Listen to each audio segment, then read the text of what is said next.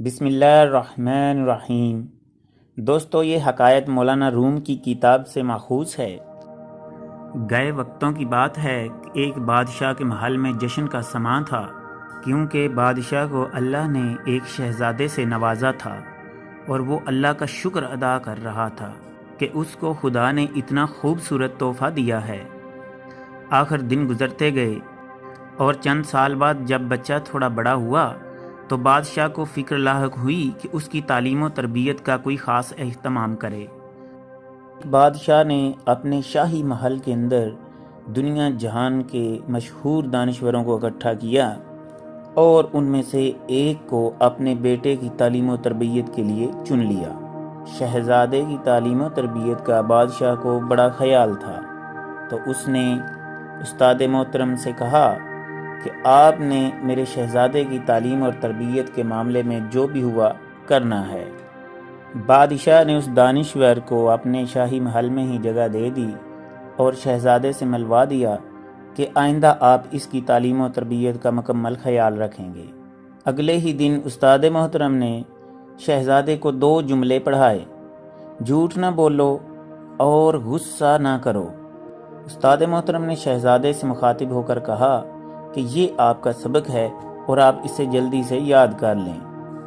कुछ देर के वक्फे के बाद शहज़ादे को सबक सुनाने के लिए कहा। शहज़ादे ने जवाब दिया कि अभी सबक याद नहीं हो सका। तो उस्ताद मोहतरम ने कहा, सिर्फ 2 जुमले हैं, ये आपको याद हो जाने चाहिए। खैर, दूसरे दिन उस्ताद मोहतरम ने फिर सबक सुनाने को कहा। फिर शहज़ादा बोला, उस्ताद मोहतरम अभी सबक याद नहीं हो सका। तीसरे दिन छुट्टी थी। उस्ताद मोहतरम ने कहा, कल छुट्टी है, सबक ज़रूर याद कर लेना, मैं बाद में कोई बहाना नहीं सुनूंगा।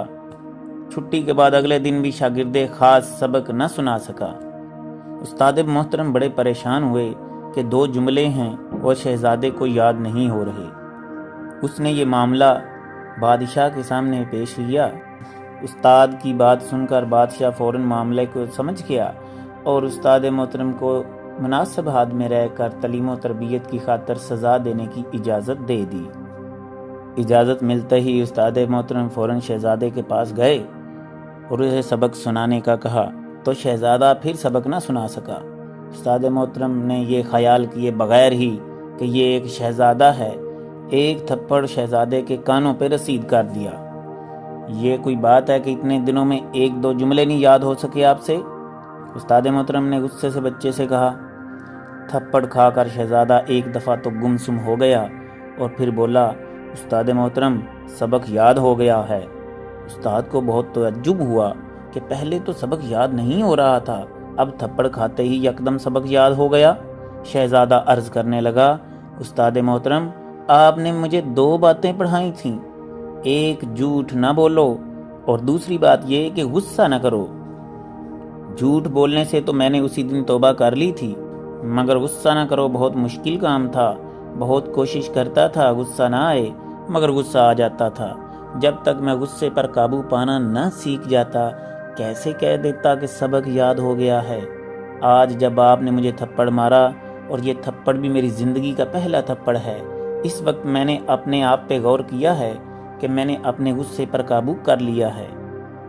शहज़ादे की ये फहम व फरासत से भरी हुई बात सुनकर उस्ताद मोहतरम भी खुश हो गए।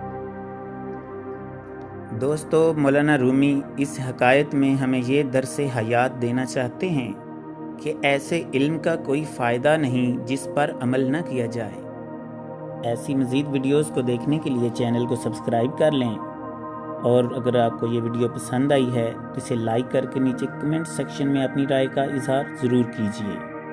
अल्लाह हाफिज़।